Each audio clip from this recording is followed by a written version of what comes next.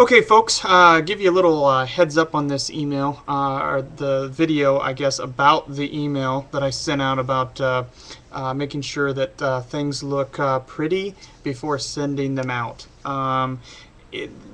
There's so often, many times in our company, that when you send out an email, you kind of just quickly send it out without really thinking about what you're actually putting in the email. It very well might be misspelled, it might not be formatted correctly.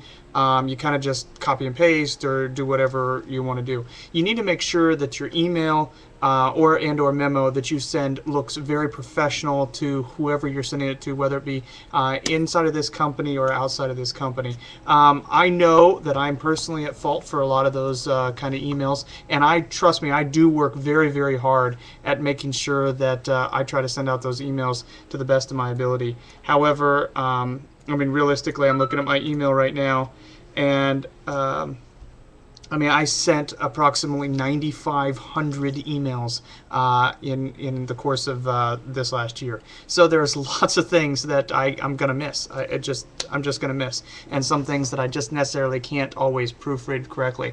And so I'm not coming down on any individual or anyone in the company. It's just I want to make sure that everyone works to their best ability to make sure that every email, every memo that you produce looks good. Here's an example. I've got one email here. You can see I'm kind of not having the details shown very well, but you can see this is just a printed out email. This is the top of the email. This is the person's name that's being addressed. This is their content. And then it says basically thank you and then the person's name. This is a very, very good example of a nice email. This email was from an outside company to one of our employees. Same thing, they basically say hello, employee name. This is a question. However, the problem with this email is it doesn't conclude. It doesn't say, you know, thank you, or let me know, or, you know, things like that. It basically just ends and then inserts their signature file. If you are going to have a signature file, I'm fine with that. And if you want help getting one set up, just talk to the IT or put it on the help desk. But it definitely should say thank you, or call me, or whatever it is, and then your name. I think that's a very professional way. This email is one that is not a good solution for an email. This basically just has the simple one line. It's not uppercase, there's no punctuation, anything in that email.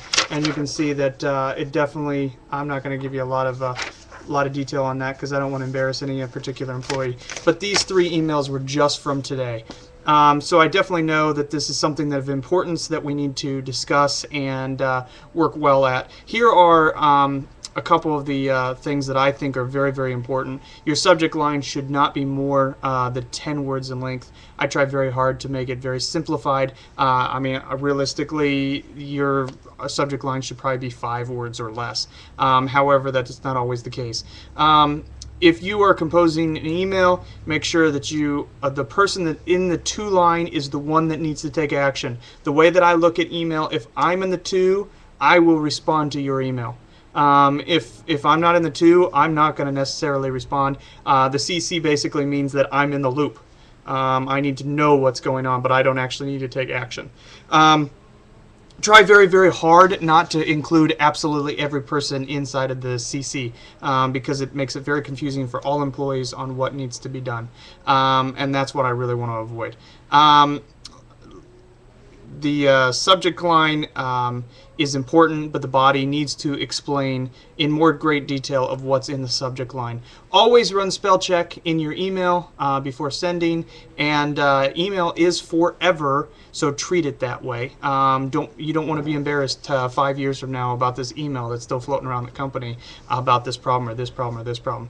And check the email properly, even if you have an email signature, like I said before, about making sure that you sign your name and you address who the email goes to at the top of your body. So if you have any other questions, feel free to email me. Hopefully this helps. We'll talk to you later.